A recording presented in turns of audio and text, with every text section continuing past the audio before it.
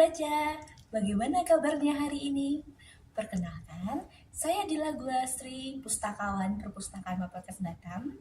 Dan hari ini kita kedatangan seorang pemustaka, pegawai Mapelkes Batam, yaitu Ibu Dewi Pangastuti. Ya, halo Uni. Iya, halo Ibu Dewi, selamat datang. Ya, terima kasih. Ya, Sobat Baca, kita akan berdiskusi santai terkait dengan mereview koleksi perpustakaan dan yang telah dibaca oleh Ibu Dewi.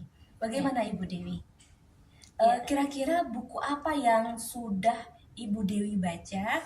Dan boleh dong cerita ke kita, ke Sobat Baca semua, apa ilmu yang dapat kita peroleh dari buku tersebut? Silahkan. Ya, terima kasih Uni Dila. Jadi perpustakaan Mapelkes Batam itu adalah tempat yang sangat nyaman ya, teman-teman, Bapak Ibu sekalian. Di sini banyak buku-buku pendidikan pelatihan atau buku-buku pelajaran, kemudian buku-buku medis, dan ada juga buku-buku fiksi. Jadi karena kita sudah lelah bekerja dengan yang memikirkan yang serius-serius, saya suka meminjam buku-buku fiksi di perpustakaan Mapelkes Batam ini untuk refreshing.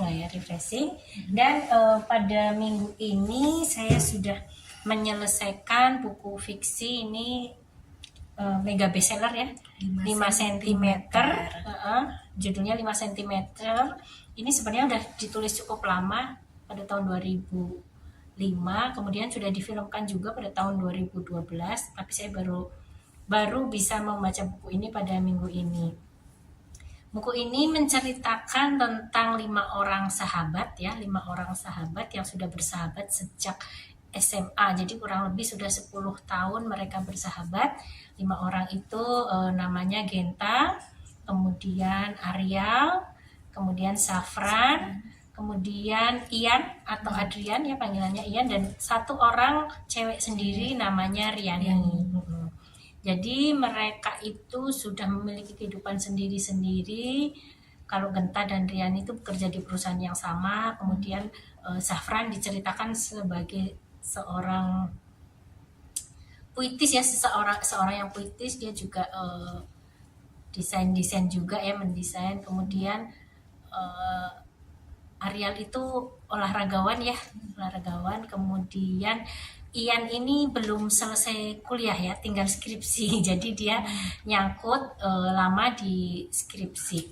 Suatu hari di antara berlima ini mereka secara alamiah ya, mengangkat Genta sebagai pemimpin, tapi bukan pemilihan resmi gitu ya. Jadi ini secara natural saja mereka mengikuti apa yang dikatakan oleh Genta ya. Jadi Genta adalah leader di antara berlima ini. Mungkin dianggap karena Genta paling pintar, kemudian dia paling bisa mengambil ya, paling dewasa, paling bisa mengambil hati antara keempat-empatnya ya. Dia juga netral dan bisa memberikan solusi bersama. Jadi teman-teman yang lain itu mengikuti apa yang dikatakan atau diarahkan oleh Genta. Jadi secara natural leadernya itu adalah Genta. Suatu waktu mereka itu bosan ya, terutama ini dicetuskan oleh Genta. Dia itu merasa bosan dengan persahabatan yang 10 tahun itu begitu-begitu saja. Jadi selesai bekerja mereka ngobrol begitu-begitu aja gitu ya. Jadi Genta memutuskan untuk bagaimana teman-teman kalau kita break dulu, break untuk ketemu gitu ya. Biasanya kan mereka selalu nongkrong bersama setiap hari nongkrong gitu, entah di rumah Arial atau di rumah Ian atau bahkan di SMA mereka itu di lapangan basketnya mereka juga suka ngumpul di situ ya. Jadi setiap hari bertemu. Genta memutuskan untuk break dulu 3 bulan. Kita jangan ketemu dulu, jangan berkomunikasi selama 3 bulan. Jadi mereka berjanji akan bertemu pada tanggal 14 Agustus. 14 Agustus di stasiun Jatinegara. tidak disebutkan Jack Genta akan kemana, tetapi dia memberikan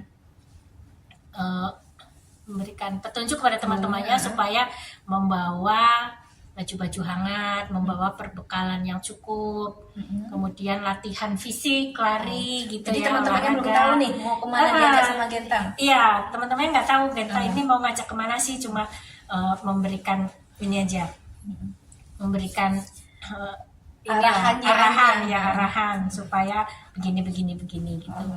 Jadi selama 3 bulan itu, karena teman-temannya adalah waktu yang 3 bulan ini adalah waktu yang menurut teman-temannya sangat menyiksa, karena mereka biasa berkumpul, berbincang gitu, dan 3 bulan tidak ketemu sama sekali tuh mereka rindu, tetapi ditahan karena tidak boleh berkomunikasi ya selama 3 bulan.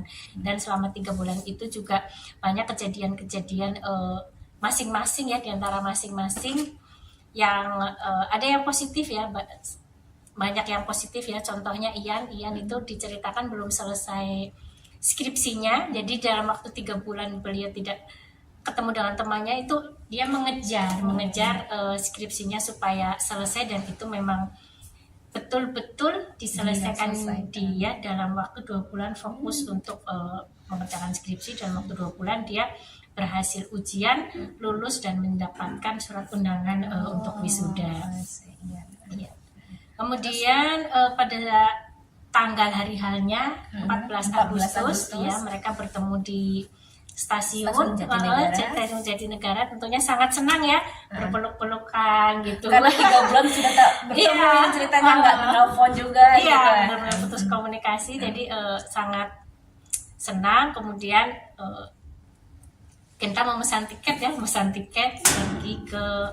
ternyata pergi ke Malang ya, ke Malang, Jawa Timur. Jadi perjalanan dari Jakarta ke Malang itu 1 hari 1 malam ya, 1 hari 1 malam dengan kelas ekonomi.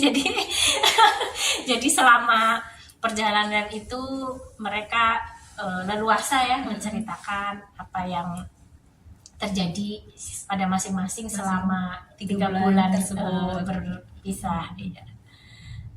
Kemudian kan ini mereka baru tahu bahwa mereka ini akan diajak Genta ke Gunung Semeru atau Puncak Mahameru ya, puncak tertinggi di Pulau Jawa. Jadi ternyata adalah merupakan satu impian Genta untuk melakukan perjalanan bersama para sahabat-sahabatnya. Iya, dengan 5 kawannya. Iya. Jadi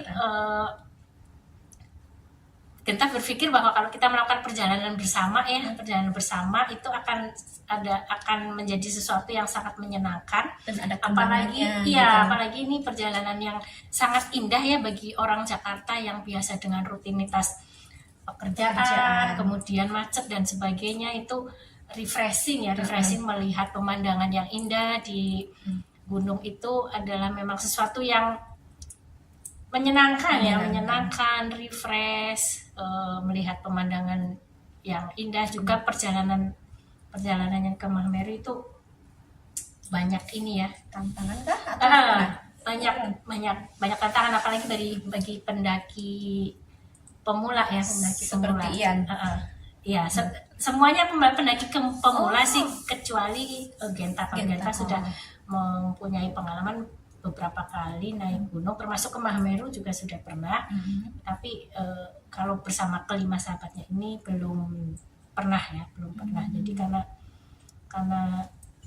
mungkin Genta melihat kalau perjalanan mendaki itu adalah perjalanan yang menyenangkan, yang akhirnya di situ ya kelihatan keeratan atau kepedulian masing-masing, saling membantu, saling peduli. Itu kelihatan menikmati pemandangan yang indah bersama-sama. Dan pemandangan Mahameru memang diceritakan sangat-sangat indah ya, sangat-sangat indah, mulai dari Ranupane, kemudian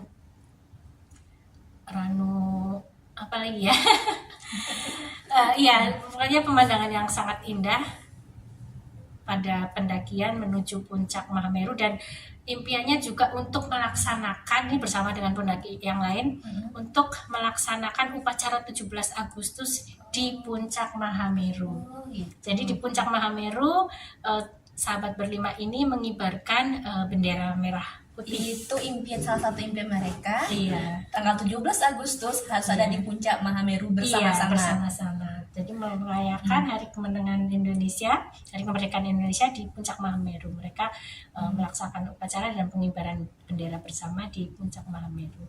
Oh gitu, sangat menarik ya Sobat Baca ya. Oh ya Bu Dewi, ini kan berlima nih.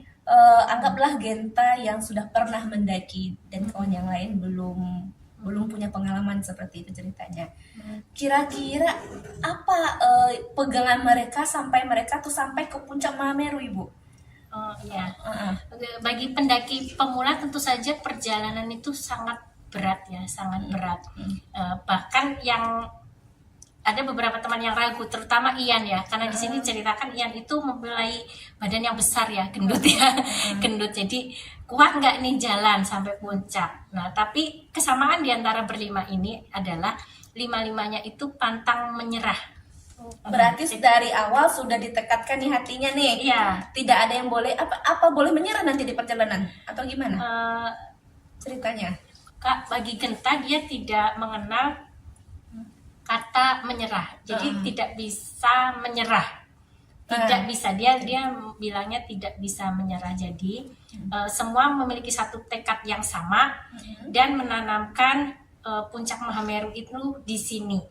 Oh, di depan mata kita. Iya, jadi di depan mata. segala sesuatu yang menjadi impian ketika mendaki yang menjadi impian adalah menuju puncak. Betul. Jadi Puncak Mahameru itu mereka letakkan di sini 5 cm di depan mata. Ya, jadi teman-teman berlima ini memiliki filosofi jika mempunyai impian, sesuatu impian, letakkanlah itu di sini, di dalam kepala dan di sini di depan mata, 5 cm di depan mata. Jadi menggantung dan akan selalu terlihat dan kita akan terus berusaha untuk menggapai menggapainya. impian itu. Iya, betul. Masya Allah. Berarti kesimpulan dari cerita ini ya Bu Dewi ya, dalam kita bersahabat pasti memiliki berbeda karakter dan perbedaan tersebut kita saling melengkapi satu sama lain. Ya Sobat Baca, ini cerita yang sangat menarik dan bisa disambungkan dengan kehidupan kita sehari-hari dan kehidupan kita di dunia kerja ya Sobat Baca ya. Ibu Dewi, terima kasih banyak loh Ibu sudah berdiskusi santai di perpustakaan. Ya, sama-sama Uni. Ya, dan Sobat Baca, ini ilmu yang sangat bermanfaat sekali dan kita bisa ambil hikmahnya dan Sobat Baca bisa membaca buku 5 cm ini di perpustakaan Bapelkes Batam. Ayo kita berkunjung ke perpustakaan dan salam literasi. Satukan hati, kuatkan jiwa menghadapi dunia, segala cinta dan luka, kuatkan semua persahabatan.